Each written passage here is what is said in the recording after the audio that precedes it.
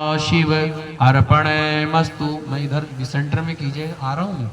चलो, श्रीमद् महाभागवत महापुराण की जय। उसके बाद में मुख्य यजमान जी सभी हैं, पर जो घर के सबसे बड़े हैं श्री नरेंद्र जी, नरेंद्र जी आप आइए और आकर के ब्राह्मणों का तिलक करें, उनको कलावा बांधे। आइए, एक मिनट आ रहे कोई बात नहीं। ओम देवताभ्या पितृभ्यश्च महायोगिभ्य एव च नमः स्वधायै स्वाहायै नित्यमेव नमो नमः। कृष्णाय वासुदेवाय हरे परमात्मने प्रणतक्लेशनाशाय गोविन्दाय नमो नमः। प्रणतक्लेशनाशाय गोविन्दाय नमो नमः। बोलिए श्री राधा कृष्ण भगवान की जय। हमारे सभी ब्राह्मण देवता यहाँ आ जाएं मंच के पास में, और सभी ब्राह्मणों का तिलक करें। बड़े एक भी जने कर ले कोई भी, और कलावा बांधेंगे। आओ जी ब्राह्मण देवता, आप सब लोग यहाँ आ जाओ। आपके वो नहीं है कीबोर्ड वाले, चलो मैं साथ के साथ पूजन करवा देता, कोई नहीं। चलिए तिलक करिए पंडित जी का। ओम महा, एक जने आप यहाँ पे आके कर दें हमारा तिलक, और इनका और ये दो चार कुछ लोग वहां पे कर दें। ओम नमो ब्रह्मण्य देवाय गौ ब्राह्मण हिताय च जगद्रिताय कृष्णाय गोविंदाय नमो नमः। ओम ब्राह्मणोस्य मुखमासीत् बाहुरा स्वस्ति न इंद्रो वृद्धश्रवाः स्वस्ति नः पूषा विश्ववेदाः स्वस्ति नस्तार्क्ष्यो अरिष्टनेमिः स्वस्ति नो बृहस्पतिर्दधातु बृहदश्वामरुता वृष्णिमातरः शुभञ्जामानो विदधे सुपूजनग्मयः। इधर से आ जाइए आप, एक जने कोई कलावा बांध दीजिए पंडित जी को। आप संजय जी, अजय जी कलावा ले लीजिए, सब पंडित जी को कलावा बांध दीजिए। ओम हरि ओम महा नमो ब्राह्मण्य देवाय गौ ब्राह्मण हिताय च जगत हिताय कृष्णाय गोविंदाय नमो नमः। ओम नमो ब्राह्मण्य देवाय गौ ब्राह्मण हिताय च जगद्रिताय कृष्णाय, बच्चे को भी कर दीजिए जो बच्चा इनके साथ में आए। जगद्रिताय कृष्णाय गोविंदाय नमो नमः। अजय जी आप कलावा बांध दीजिए यहाँ आकर के जी, कलावा बांध के कुछ दक्षिणा दीजिएगा या कोई विशेष। ओम नमो ब्रह्मण्य देवाय गौ ब्राह्मण हिताय च जगद्रिताय कृष्णाय गोविंदाय नमो नमः।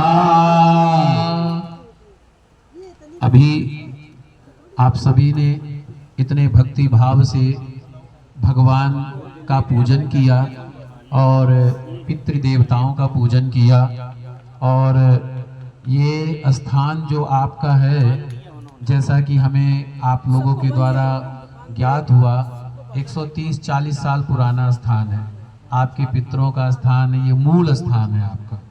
तो यहाँ पर आ करके इनको भी कलावा बांधिए, बच्चे को भी बांधिएगा, कुछ दक्षिणा दे दीजिए हाथ में जो भी हो। तो मूल स्थान में आकर के आप सभी ने भगवान का पूजन किया, अपने पितृ देवताओं का पूजन किया और इस स्थान का पूजन किया। इस स्थान का पूजन करने का बड़ा महत्व है। आप अपने घर में पूजन पाठ करते हैं, बहुत अच्छी बात है, लेकिन आपका जो अपना मूल स्थान है ना, जहाँ से आपका प्रारंभ हुआ है, जहाँ से आप लोगों का परिवार यश समृद्धि आनंद ऐश्वर्य इन सब चीज़ों की जहाँ से जो है प्राप्ति हुई है, तो कहने का अर्थ है जय। तो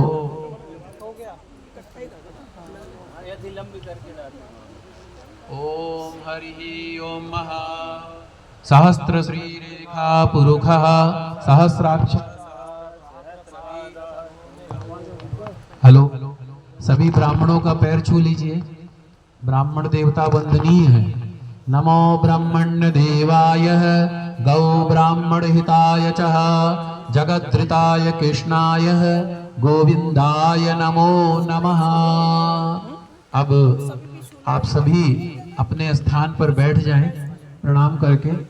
और आज मैं आपको 5 या 10 मिनट में भागवत की महिमा के बारे में, कल्याण मस्तु आरोग्य मस्तु, भागवत की महिमा के बारे में, श्रीमद् भागवत कथा के पारायण के बारे में, और जो आप सभी ने पूजन किया है इस पूजन के बारे में आप सभी को बतलाने का प्रयास करूंगा। और आरती सिर्फ शाम को होगी, अभी नहीं होगी, क्योंकि जब तक भागवत कथा नहीं होती है तब तक आरती नहीं होती है। तो आरती शाम को 6 बजे होगी। कथा अभी 2 बज गया है, अभी 15 मिनट की कथा होगी, फिर इसके बाद में 1 घंटे का जो है जलपान का समय रहेगा। तो उसमें आप सभी जलपान करें, प्रसाद ग्रहण करें, हम भी प्रसाद ग्रहण करेंगे, जलपान ग्रहण करेंगे। उसके बाद में 6 बजे तक कथा होगी। 6 बजे कथा होने के उपरांत आरती होगा। और अभी आप सभी लोग बैठ जाएं। हमारे ब्राह्मण भाइयों के द्वारा आए आप लोग जो है आसन ग्रहण करें अपना। आ जाइए महाराज जी, अपना अपना आसन ग्रहण कर लीजिए। तो अभी आपके मध्य में श्रीमद् भागवत महिमा के साथ साथ आपने जो पूजन किया है, इस पूजन का महत्व भी जानना बहुत जरूरी है। क्यों? क्योंकि जब तक आप पूजन का महत्व नहीं जानेंगे तब तक आप अपने बच्चों को कैसे बताएंगे पूजन की महिमा के बारे में। आज हमारे परिवार में सब कुछ है लेकिन संस्कार नहीं। संस्कार का अर्थ ये नहीं है आप खूब पूजा पाठ करते हैं, दान धर्म करते हैं, यज्ञ करते हैं, हवन करते हैं, ब्राह्मणों के, बड़ों के, गुरुजनों का सम्मान करते हैं। संस्कार का अर्थ ये है आपको जीवन जीने की कला, आपको जीवन जीने की कला आती है कि नहीं आती है। जीवन जीने की कला का अर्थ क्या है? सभी लोग जलपान ले लें, पानी ले लें और मीठा भी कुछ कुछ प्रसाद ले लें। फिर 15 मिनट बाद प्रसाद वितरण होगा। 15 मिनट की कथा है, 15 मिनट बाद प्रसाद वितरण होगा। तो संस्कार का अर्थ ये है आपके निजी जीवन का व्यवहार। आप धार्मिक स्थल पर गुरुजनों के सामने, माता पिता के सामने अच्छा दिखाने का प्रयास करते हैं, पर वास्तविक जीवन में आप कैसे हैं, ये सबसे अहम बात है। आपके निजी जीवन का जो व्यवहार है वही संस्कार है, उसी को संस्कार कहा जाता है। तो आइए आज आपको सर्वप्रथम श्रीमद् भागवत कथा के महात्म से पहले आपको भगवान का पूजन करने का अर्थ बताता हूं। क्यों? जब तक ये अर्थ आपको नहीं मालूम होगा, हमें मालूम नहीं होगा, तब तक आप पूजन करते रहें पर आनंद की प्राप्ति नहीं होगी। हर चीज का कारण होता है। सर्वप्रथम हमने जो आपसे जल का छींटा कराया, संदीप जी, पूजन का महत्व हम सबको जानना बहुत जरूरी है। जो हम पूजन करते हैं, जो आपने जल का छींटा किया, सर्वप्रथम हमने मंत्र बोला, ओम अपवित्रा पवित्रो वह सर्वावस्थां गतोऽपि वह या अस्मरेत् पुंडरीकाक्षं साबा या भयंत्रा शुचिः। जब तक आप अंदर से बाहर से शुद्ध नहीं होगे तब तक आप पूजा कैसे करोगे? भगवान क्या कहते हैं? आत्मा सो परमात्मा, यानी कि पहले तू अपने आप को संतुष्ट कर ले, फिर मुझे संतुष्ट करना। हम तो संतुष्ट होते नहीं हैं, भगवान को संतुष्ट करना तो अर्थ क्या है? आप पवित्रा पवित्रो वा, अंदर बाहर से आप पवित्र हो जाएं। और आपके सारे जगह पर हमने जो है 5 समुद्रों का जल, 30 जो है तीर्थों का जल, और भी कई जगहों का जल, 3000 तीर्थों का जल का हमने यहाँ पर जो है छिड़काव करवाया, यहाँ पर जो है पवित्र करवाया। उससे क्या है? आपके यहाँ का जो दोष है, जो स्थान का दोष है, जो पितृ दोष है, जो वास्तु दोष है, वो दोष खत्म हो गया। तो ये जल के छींटे का प्रभाव है। फिर हमने कहा हाथ धोइए, है जी महाराज जी, हमने कहा हाथ धोइए। हाथ धुलवाने में हमने कहा केशवाय नमः, माधवाय नमः, नारायणाय नमः। हाथ धुलवाने के बाद हमने कहा आचमन करो। आपको भूख लगी हो, प्यास लगी हो, आत्मा से आप किसी प्रकार से दुखी हो, मैं यहाँ पर ज्ञान दूं, आपको अच्छा लगेगा कि बुरा लगेगा? बुरा लगेगा, मन नहीं लगेगा आपका। क्यों? जब तक आपका पेट भूखा है, प्यास लगी है, कैसे मन लगेगा? हमारी माताएं बहनें जो व्रत पूजा करती हैं, हमारे भाई बहन जो पूजा पाठ करते हैं, कई कई दिनों तक व्रत करते हैं, कई कई दिनों तक नियम उपवास करते हैं, करो। आज नवरात्र का प्रथम दिन है, कई लोग तो जल पी करके भी व्रत कर रहे हैं। हमारे प्रधानमंत्री नरेंद्र मोदी जी, वो तो नींबू पानी पी करके जल पूरा 10 दिन निकालते हैं। लेकिन जहां जिसकी जैसी क्षमता, अब हमारी क्षमता उतनी नहीं है, तो कहने का अर्थ क्या है? भगवान कहते अपने आप को कष्ट मत दो। अपने आप को कष्ट दोगे तो मैं तुम्हारा पूजन स्वीकार नहीं करूंगा। इसीलिए 3 बार जल ग्रहण कराया जाता है। केशवाय नमः, माधवाय नमः, नारायणाय नमः, गोविंदाय नमो नमः। जल का छींटा, जल का सेवन करने के बाद में फिर आपसे हमने क्या करवाया? हमने आपसे सरस्वती माता की वंदना कराई। इस संसार में जितने प्रकार के लोग हैं, आइए बहन जी, आइए बैठिए, आसन ग्रहण करें। भगवान के दरबार में पूछना नहीं चाहिए, संकोच नहीं करना चाहिए। ये दरबार सबके लिए होता है। ये दरबार में अमीर गरीब, ऊंच नीच, जात पात कोई भेदभाव नहीं रहता। ये ऐसा दरबार है, सबके लिए दरबार होता है। तो हमने आपसे क्या करवाया? सरस्वती वंदना कराई। इस संसार में जितने लोग हैं, जिसके जीवन में भी कष्ट है, परेशानी है, सुख है, दुख है, लाभ है, हानि है, जय है, पराजय है, क्यों? बुद्धि के द्वारा। आवश्यक ये नहीं है आप अरबपति हो, या आवश्यक ये नहीं है आप कंगालपति हो। आवश्यक तो ये है आपको भगवान ने जो कुछ भी दिया है उसमें आप संतुष्ट हो कि नहीं हो, ये आवश्यक है। तो ये सारा संसार बुद्धि का खेल है। जब व्यक्ति का विनाश आता है, सबसे पहले उसकी बुद्धि खराब हो जाती है। विनाश काले विपरीत बुद्धि। और बुद्धि की जागृति कैसे होती है? सत्संग से, कथा से, भागवत से, संत सेवा से, ब्राह्मण सेवा से, गुरु सेवा से, माता पिता की सेवा से। तो बुद्धि की जागृति के लिए क्या करना चाहिए? सरस्वती माता की वंदना करनी चाहिए। आप स्कूलों में देखते हैं ना, बच्चों से सबसे पहले सरस्वती वंदना कराई जाती है। क्यों कराई जाती है? क्योंकि बच्चों का मन पढ़ाई में लगे, बच्चों की बुद्धि सात्विक हो, बच्चों की बुद्धि धर्म की ओर, रहन दीजिए, बच्चों की बुद्धि धर्म की ओर हो। तो इसीलिए हमारी भी बुद्धि सात्विक हो, हमारी बुद्धि में प्रेम हो, हमारी बुद्धि में करुणा हो, हमारी बुद्धि में परोपकार हो और हमारी बुद्धि में सुमति हो। क्यों? जहां सुमति तहां संपत्ति नाना, जहां कुमति तहां विपत्ति निदाना।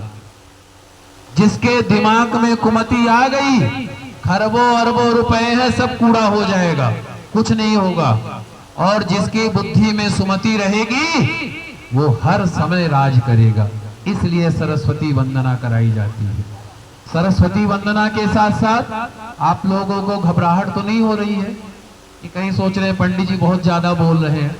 मैं थोड़ी देर की कथा कहूंगा, फिर मैं आप लोगों को समय दूंगा जलपान का, ऐसी बात नहीं है। उसके बाद में पीली सरसों दी हमने आपको। पीली सरसों क्यों रखी जाती है हाथ में? पीली सरसों हमने कहा उल्टे हाथ में रखिए, सीधे हाथ से ढक लीजिए। और उसके बाद में हमने आपका मंत्र पढ़ा आपके लिए। कौन सा मंत्र था? आपके हमने जो है घर में अला बला, जादू टोना, भूत प्रेत, तांत्रिक क्रिया कराया, ऊपरी किया कराया, ऊपरी हवा, इन सब से आपकी रक्षा हो, उसलिए हमने जो है ये मंत्र पढ़ा। फिर हमने कहा चारों दिशाओं में फेंको, पूरब पश्चिम उत्तर दक्षिण नैऋत्य कोण वायव्य कोण, हर कोण में फेंको। क्या? कि हर कोने से आपकी रक्षा हो। आपके यहां पर अगर कोई दोष हो, स्थान दोष हो, भूमि दोष हो, वास्तु दोष हो, गृह दोष हो, पितृ दोष हो, वास्तु दोष हो, प्रेत दोष हो, पिशाच दोष हो, कोई भी दोष हो, कोई भी परेशानी हो, वो परेशानी दूर हो जाए। इसलिए हमने आपसे पीली सरसों का छिड़काव करवाया। फिर उसके बाद में क्या कहा? हाथ धो करके आपको तिलक लगाया। हम लोग तिलक क्यों लगाते हैं? मैंने भी तिलक लगाया है, पंडित जी ने भी तिलक लगाया है। पाठ आप लोग प्रारंभ करें जी। आपने भी तिलक लगाया, आप सब ने तिलक लगाया है। क्यों तिलक लगाया? हमने जब आपको तिलक लगाया तो हमने एक मंत्र पढ़ा। कौन सा? आदित्य वसवो देवा विश्वे देवा मरुद्गणा तिलकंते प्रयच्छन्तु धर्म कामार्थ सिद्धये। भगवान सूर्य, आदित्य, वसु, रुद्र, विश्वे देवा मरुद्गणा, ये सब देवता आपकी रक्षा करें। तिलकंते प्रयच्छन्तु, तिलक लगाने से आपका धर्म संबंधी कार्य पूरा होता है। और आपके कोई संकल्प है, कोई इच्छा है, वो इच्छाओं की पूर्ति होती है। धर्म कामार्थ सिद्धये। तिलक लगाने का इतना अर्थ है। आप अपने बच्चों को भी बताएं कि बेटा तिलक क्यों लगाना चाहिए। हमारे हिंदू धर्म में, हमारे सनातन धर्म में ये हमारा कर्तव्य है। हम अपने बच्चों को अपने धर्म के बारे में जरूर बताएं, ज्ञान के बारे में। फिर उसके बाद में हमने आपको कलावा बांधा, सबको कलावा बांधा, और हमने कहा आप लोग कलावा बांधे, पुष्प रखे, अक्षत रखे, दक्षिणा रखे। इसका अर्थ क्या हुआ कि जैन बद्धो बलि राजा दानवेंद्रो महाबला तेन त्वं प्रतिबध्नामि रक्षे ममाचल माचल। यानी कि पग पग पर ये रक्षा सूत्र आपकी सहायता करे। पग पग पर ये रक्षा सूत्र आपको उज्जवल बनाए, आपको दानी मानी यशस्वी कीर्तिमान ऐश्वर्यवान अतुलवान बलवान धनवान कीर्तिवान बनाए। ये रक्षा सूत्र का प्रभाव है, इसलिए रक्षा सूत्र बांधना चाहिए। उसके बाद में हमने क्या कहा? हमने कहा जी स्वस्ति वाचन का पाठ करेंगे हम लोग। हमने आपके कल्याण के लिए मंगल पाठ किया। ये मंगल पाठ जब घर में शादी ब्याह होता है, बच्चों का जन्मदिन होता है, गृह प्रवेश होता है, या कोई भी कार्य होता है, स्वस्ति वाचन का पाठ किया जाता है। और फिर हमने कहा संकल्प लो, अपना नाम, अपना गोत्र, अपने परिवार के सदस्यों का नाम बोल करके संकल्प लो। वैसे तो भगवान का पूजन जब करते हैं तो संकल्प तो भगवान हमारे जानते हैं कि हमारी क्या इच्छा है, लेकिन हम संकल्प का भाव ये रहता है कि हे गोविंद, हे माधव, हे गोपाल, मैं इस गोत्र का, इस नाम का व्यक्ति आपसे प्रार्थना करता हूं, आप अपना पूजन करने का सौभाग्य हमें प्राप्त कराएं। संकल्प का ये होता है। तो संकल्प के द्वारा आप भगवान से प्रार्थना करते हैं कि हे प्रभु, हमें ऐसी शक्ति दो, ऐसी भक्ति दो, ऐसी जो है प्रेरणा दो कि आपका पूजन हम कर सकें। आपके यहाँ जो आज से कथा हुई है, ये आम बात नहीं है, ये साधारण बात नहीं है, ये जो है सरल बात नहीं है, ये आपके भाग्योदय का कार्य है, आपके भाग्य उदय का समय है कि आपके द्वारा यहाँ पर कथा हो रही है, प्रारंभ हो गई है। क्योंकि धनवान तो बहुत संसार में बहुत लोग हैं, विद्यावान कीर्तिवान, पर इतना होते हुए भी जो देव के लिए, पितृ के लिए, गुरु के लिए, माता पिता के लिए जिसके मन में भक्ति है, परोपकार है, वही जो है उसी का जीवन धन्य है। और धर्म से आपको जीवन जीने की प्रेरणा प्राप्त होती है। तो संकल्प स्वस्ति वाचन। फिर हमने आपसे कहा अगन्यास करो। अगन्यास क्या होता है? शरीर की रक्षा। आप लोग जानते होंगे, हमारे शास्त्रों में कहा गया है क्या? पहला सुख निरोगी काया, दूजा सुख घर में माया, तीजा सुख संतान आज्ञाकारी, चौथा सुख स्वदेश में वासा। जो जब तक हमारा शरीर स्वस्थ नहीं होगा, हम कैसे कोई कार्य करेंगे? अगर मैं अभी कथा कर रहा हूं, तो अगर मैं स्वस्थ नहीं होऊंगा तो मैं कथा कर पाऊंगा? नहीं कर पाऊंगा। आप अगर स्वस्थ नहीं होंगे, आप कथा नहीं सुन पाएंगे। बीमार अवस्था में, रुग्ण अवस्था में, शारीरिक समस्या में आप कथा नहीं सुन पाएंगे। कथा कैसे सुनेंगे? जब आप स्वस्थ होंगे। और ये गाड़ी है आपकी, इस गाड़ी का सुख कैसे पाएंगे? जब स्वस्थ होंगे। आपको भगवान ने 2 रोटी दिया, छोटा मकान दिया, बड़ा मकान दिया, उस मकान का सुख कैसे पाएंगे? जब स्वस्थ होंगे। आप जो भोजन खाते हैं, घी रोटी या सूखी रोटी या जो 56 प्रकार के व्यंजन, उसका सुख कैसे पाएंगे? जब आप स्वस्थ होंगे। आप सारे संसार का सुख कैसे पाएंगे? जब आप स्वस्थ होंगे। तो भगवान क्या कहते हैं कि शरीरस्य खलु साधनम, शरीर की रक्षा करना मानव का सबसे पहला कर्तव्य है। अपने हेल्थ का जो है रक्षा कीजिए, अपने स्वास्थ्य की रक्षा कीजिए। कोशिश कीजिए, पैसा चाहे थोड़ा कम कमा लें, पर अपनी हेल्थ को जरूर मजबूत बना के रखिए। हेल्थ के बारे में कोई कमजोरी मत रखिए, क्योंकि जब आप स्वस्थ रहेंगे तभी आप सारे संसार का सुख पाएंगे। तो पहला सुख निरोगी काया। तो ये शास्त्रों में कहा गया है, शरीर बलिष्ठ हो। श्री दुर्गा सप्तशती का पाठ आज से हम सभी करेंगे। देवी कवच का पाठ आता है।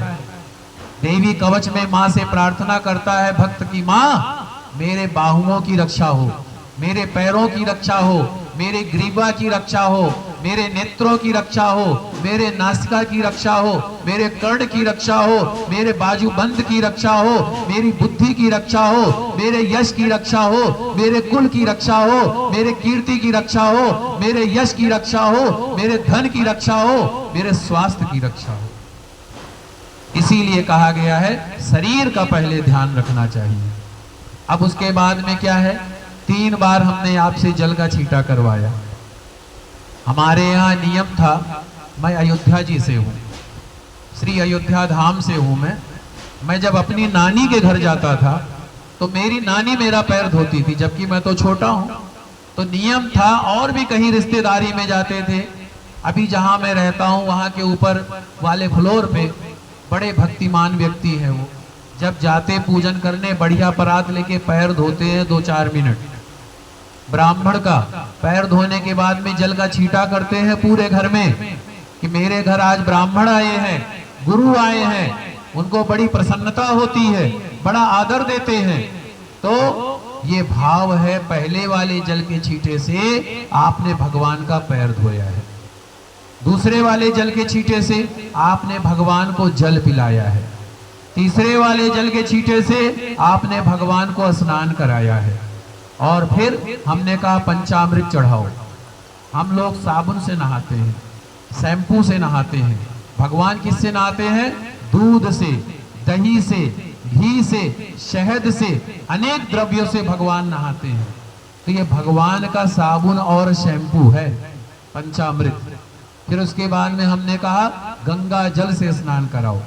अब यहाँ पर मैं 2 लोटा जल चढ़वाऊं, कैसा लगेगा? ठीक नहीं लगेगा ना। वहां स्थान पे तो चढ़ा सकता हूं, लेकिन यहां नहीं चढ़ा सकता, तो इसीलिए जल का छींटा चढ़वाया जाता है। फिर हमने कहा वस्त्र चढ़ाओ। हम लोगों को वस्त्र में क्या चाहिए? पैंट शर्ट चाहिए, कुर्ता पैजामा चाहिए, और बढ़िया बढ़िया कपड़ा चाहिए। पर मेरा गोविंद, मेरा कृष्ण, मेरे राधे कृष्ण, मेरे गोविंद, मेरे गोपाल इतने दयालु हैं, इतने कृपालु हैं, तो मौली के वस्त्र से प्रसन्न हो जाते हैं। आपको अगर मैं, आपका बर्थडे हो या आपकी शादी की सालगिरह हो, मैं आपको गिफ्ट में ये 2 मूली का धागा दूं, आपको कैसा लगेगा? पंडित जी क्या देके गए हैं बताओ? लेकिन मेरा गोविंद कितना दयालु है, 2 मौली के वस्त्र से प्रसन्न हो जाता है। तो ये भगवान का वस्त्र है। क्या है वस्त्र में? एक धोती, एक कुर्ता। स्त्री के लिए 4 वस्त्र दिए जाते हैं, पुरुष के लिए 2 वस्त्र दिए जाते हैं।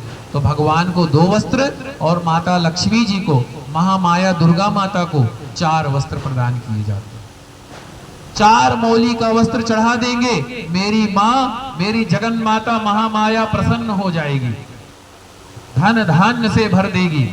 फिर उसके बाद में हमने कहा जनेऊ चढ़ाओ। देवताओं को जनेऊ चढ़ता है। हनुमान जी को आपने देखा होगा जनेऊ पहने हुए, श्री राम जी को देखा है, शिव जी को देखा है। फिर हमने कहा तिलक लगाओ भगवान को। ये जो आप यूं करते हैं, ये भगवान का तिलक है। तिलक लगाने के बाद हमने कहा अक्षत चढ़ाओ। अक्षत चढ़ाने से क्या होता है? चावल चढ़ाने से क्या होता है? चावल का एक नाम है अक्षत। जिसका कभी क्षय ना हो उसका नाम है अक्षत। और ये जो अक्षय तृतीया आ रही है, भगवान परशुराम जी की जयंती आ रही है, जन्मदिन आ रहा है, तो अक्षय तृतीया के दिन दिया गया दान करोड़ों गुना वापस मिल जाता है। तो इसीलिए अक्षत चढ़ाने से आपके घर का धन धान्य भरा रहता है। ये है अक्षत की महिमा। अक्षत चढ़ाओ, भगवान को पुष्प चढ़ाया, माला चढ़ाया, फिर उसके बाद में क्या चढ़ाया? धूप दीप दिखाया भगवान को। फिर मिठाई खिलाई। मिठाई खिलाने के बाद में जल दिया। जैसे कि हम कहीं पानी पीते तो प्यास लगती है, ऐसे ही भगवान को मिठाई खिलाने के बाद जल दिया। उसके बाद में फल दिया, फल के बाद में तांबूल, फिर दक्षिणा। दक्षिणा चढ़ाने के बाद में, अब कई लोग कहते हैं पंडित जी हर जगह दक्षिणा चढ़वाते, ऐसा क्यों है? ये हम नहीं कहते, ये शास्त्रों में लिखा हुआ है। जब भी आप कोई देवता का पूजन करते हैं तो श्लोक आता है, पूजा फल समृद्धक्ष दक्षिणा च तवाग्रतः स्यापृता तेन में प्रीत पूर्णानुकूल मनोरथान। पूजा का संपूर्ण फल तभी मिलेगा जब आप देवताओं को दक्षिणा चढ़ाएंगे। ऐसे ब्राह्मण से द्वारा पूजन करते हैं, ब्राह्मण को दक्षिणा ना दे, आपको पूजन करने का कोई फल नहीं मिलेगा। और फल कैसे मिलेगा? जब दक्षिणा, जैसे आपका काम है, बिजनेस है, आपकी दुकान है, आपकी नौकरी है।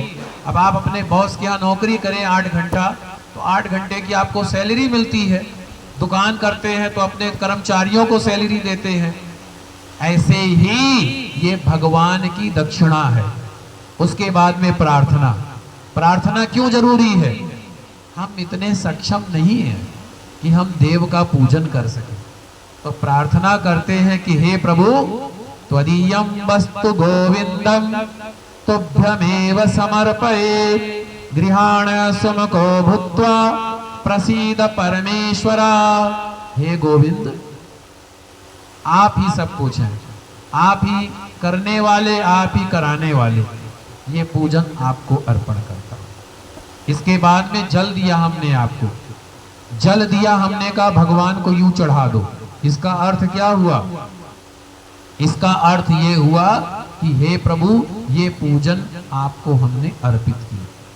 आप जीवन में जो कुछ भी कर्म करते हैं ना, अगर आप भगवान को अर्पण करते हुए चलेंगे ना, तो भगवान उसके उत्तरदायित्व होंगे। फिर भगवान क्या कहेंगे?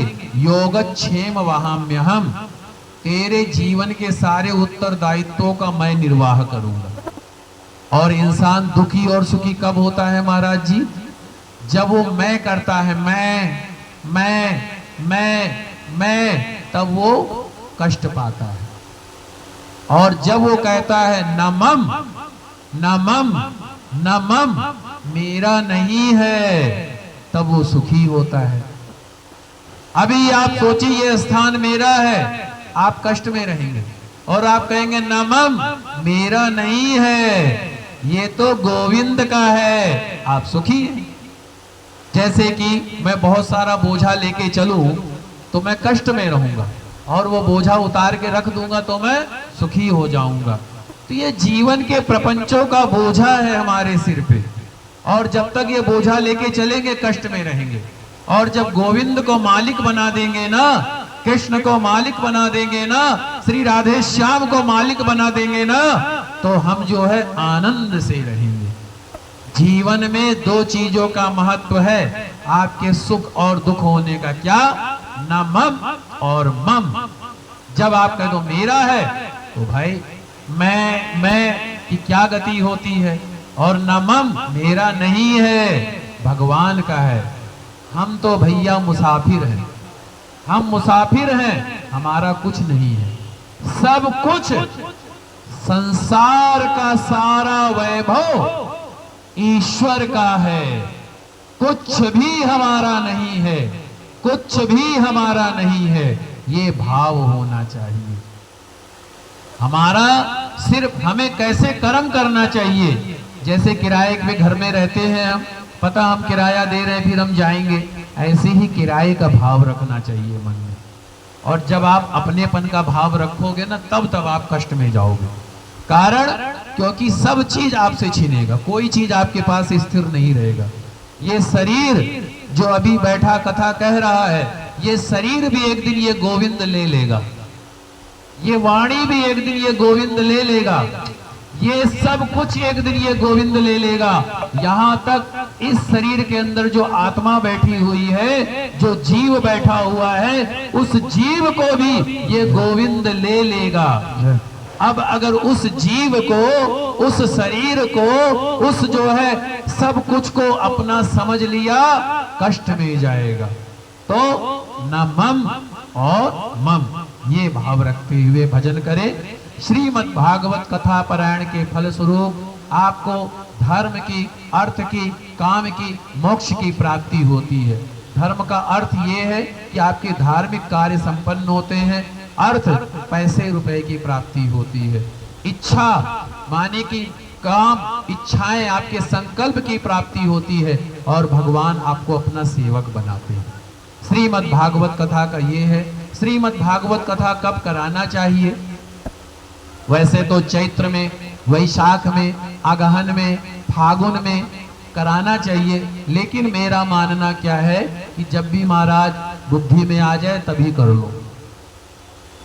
शुभ काम के लिए मुहूर्त मत देखो कि ये काम हमें करना है। जब मन में आ जाए तुरंत कर डालो, उसको टालो मत। गलत काम आए उसको टाल दो। और उसके बाद में इसमें फलाहार, जो व्रत करने वाला है, जैसे हमने संकल्प लिया है, आपने संकल्प लिया है, तो नियम तो ये है, इन कथा के दौरान आपको लड़ाई झगड़ा नहीं करना है, गुस्सा नहीं करना है, लालच नहीं करना है, लोभ नहीं करना है, किसी का अपमान नहीं करना है।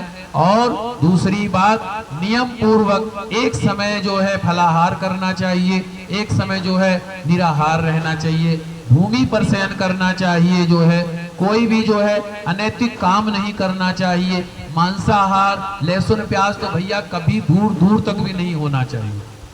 लहसुन प्याज भी नहीं होना चाहिए इन दिनों में।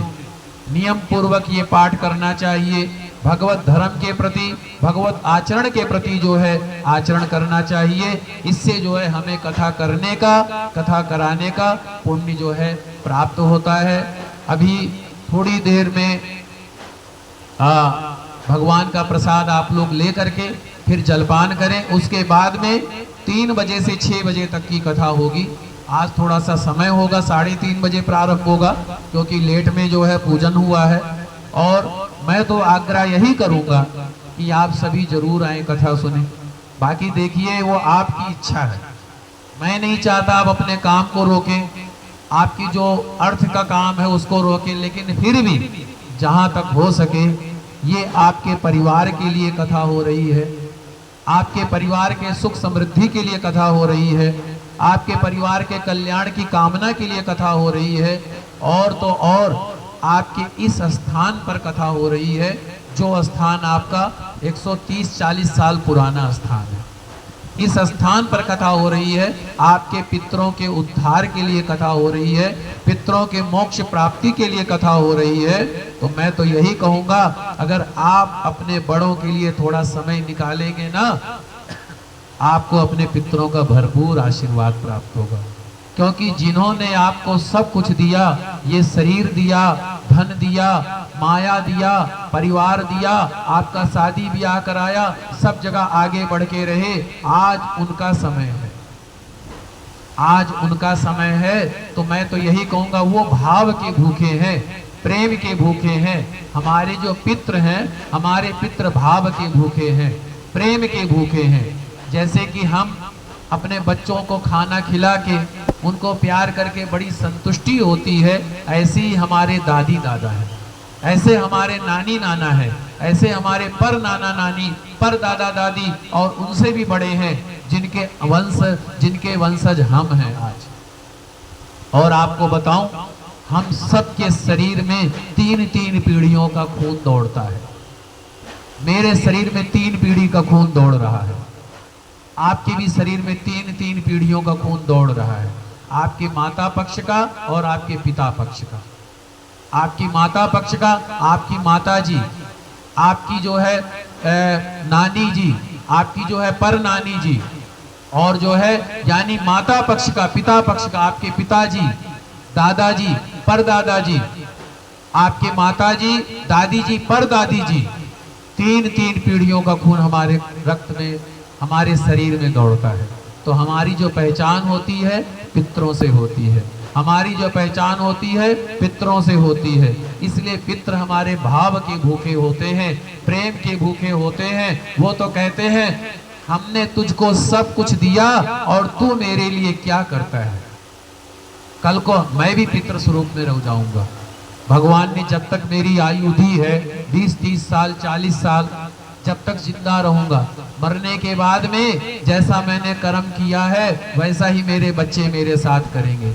आप अपने बच्चों को कमाने का खूब बढ़िया तरीका बताओ, अच्छी बात है, पर अपने बच्चों को अपने संस्कार से दूर मत जाने दो, अपने बच्चों को संस्कार से दूर मत हटने दो, अपने बच्चों को माता पिता के साथ रहने का शिक्षा दो, अपने बच्चों को बड़ों का सम्मान करने का शिक्षा दो, अपने बच्चों को संस्कार दो। और संस्कार कभी जबरदस्ती नहीं दिया जाता, संस्कार कभी थप्पड़ मार कर नहीं दिया जाता, संस्कार कभी हाथ पकड़ कर नहीं दिया जाता, संस्कार तो स्वयं दिया जाता है। कैसे?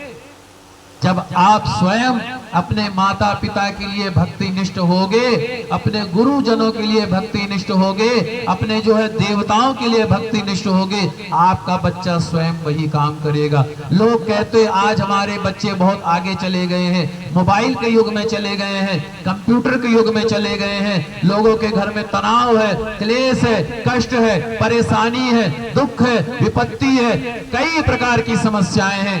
इसलिए है आपने बच्चों को पैसा तो दिया, आपने बच्चों को फैक्ट्री तो दिया, आपने बच्चों को जमीन जायदाद कार मोटर तो दिया, पर आपने अपने बच्चों को जीवन जीने की कला नहीं सिखाई। और जीवन जीने की कला कैसे होगी? जब आप स्वयं उस कला को सीखेंगे। और ये कला क्या है? ये कला है सत्संग, ये कला है भक्ति, ये कला है वैराग्य, ये कला है भाव। तभी हमारे रामायण में कहा गया है क्या? बिनु सतसंग विवेक न होई, राम कृपा बिनु सुलभ न सोई। जब तक राम जी की कृपा नहीं होगी तब तक आपको सत्संग की प्राप्ति नहीं होगी। सत्संग की प्राप्ति राम जी की कृपा से और सत्संग से आपका जीवन सुखमय हो जाता है। कल की बात है, रात की। कल मैं रात को 11 बजे एक संत से बात कर रहा था। बोले जी सुख दुख का कारण क्या है? सुख दुख का सिर्फ एक ही कारण है, सत्संग। हम गरीब हैं लेकिन हमारा अच्छे लोगों के साथ उठना बैठना है, अच्छे लोगों के साथ रहना है, हमारा जीवन सुखमय रहेगा। और हम अमीर चाहे कितने हो, शराबियों के साथ बैठे, भगेड़ियों के साथ बैठे, सट्टेबाजों के साथ में बैठे, मीट मछली खाने वालों के साथ में बैठे, हमारा जीवन नारकीय जीवन हो जाएगा, हमारा जीवन नरक का जीवन हो जाएगा। इसलिए अपने जीवन को सुखी बनाने के लिए सबसे पहला धर्म, सबसे पहला कर्म, सबसे पहली भक्ति, अच्छों का संग करें। बोलिए श्री राधा कृष्ण भगवान की, श्री गोविंद भगवान की। महाराज जी ये अध्याय पूर्ण करके आप जो है भगवान का भोग लगाएं। जब तक हमारे भाई जी द्वारा एक भजन, फिर उसके बाद में प्रसाद लेकर के फिर हम लोग चलेंगे जी। छोटा सा एक भजन सुनाइएगा क्योंकि सभी को जाना है और कुछ ना कुछ कार्य है सभी का। मुझे तो भजन नहीं आता, भजन के तो ये है, और ये आपको इतना सुंदर भजन सुनाएंगे कि आप लोग कहोगे कि वाकई में बड़ा आनंद है। क्योंकि जी बोलिए श्री गोविंद भगवान की। आप महाराज जी भोग लगाएं। बोले बाके बिहारी लाल की जय। राधा मेरी स्वामुनी और मैं राधे तेरो दास, और जन्म जन्म मोहि दीजियो श्री वृंदावन को वास। बोलिए बाके बिहारी लाल की जय। वंशी विभूषित करालवनीर दावात, पीतांबरादरुण बिंब फलादरोष्ठात्, पूर्णेन्दु सुंदर मुखादरविंद्र नेत्रात्, कृष्णात् परम किमपि तमहं न जाने। श्री कृष्ण गोविंद हरे मुरारी, हे नाथ नारायण वासुदेवा। श्री कृष्ण गोविंद हरे मुरारी, हे नाथ नारायण वासुदेवा। हे नाथ नारायण वासुदेवा, नारायण वासुदेवा। हे नाथ नारायण वासुदेवा, हे नाथ नारायण वासुदेवा। श्री कृष्ण गोविंद हरे मुरारी, हे नाथ नारायण वासुदेवा।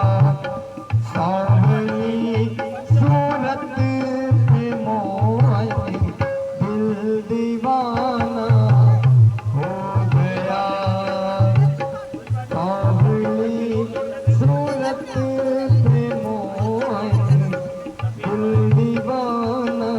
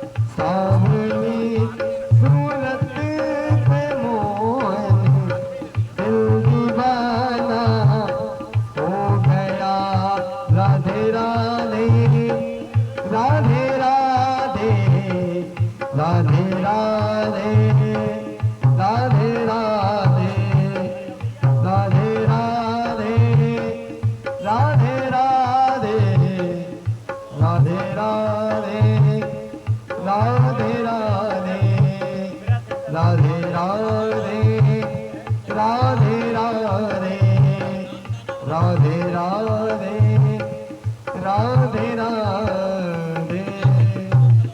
बोलिए बांके बिहारी लाल की जय। बोलिए भागवत महापुराण की जय। बोलिए व्यास जी महाराज की जय।